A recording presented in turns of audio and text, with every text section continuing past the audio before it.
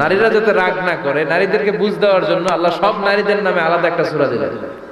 সূরার নাম, তার মানে আল্লাহ নারীকে খুশি রাখতে চায়, বিশ্বনবীও নারীদেরকে খুশি রাখতে চায়। আমার অনেকে বলে, হুজুর আপনি নারীদের পক্ষে কথা বলেন বেশি।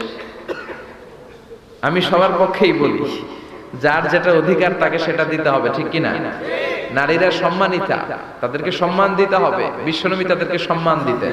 মা আয়েশাকে বিশ্বনবী সবসময় আগে সালাম দিতেন। সুবহানাল্লাহ পড়ে। খাদিজা রাদিয়াল্লাহু তাআলা আনহাকে আল্লাহ তাআলা আরশের উপর থেকে সালাম পাঠিয়েছেন।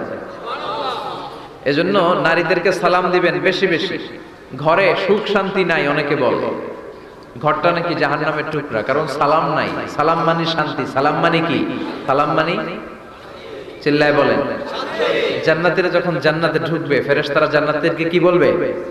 সালাম, শান্তি। Enter the paradise with peace and security. শান্তি এবং নিরাপত্তার সাথে জান্নাতে ঢুকে যান। এজন্য ঘরটারে শান্তিময় বানাতে চাইলে সালাম দিতে হবে। কি দিতে হবে? আজ থেকে স্ত্রীকে সালাম দিবেন তো ইনশাআল্লাহ পড়েন। আমার মাইকের আওয়াজ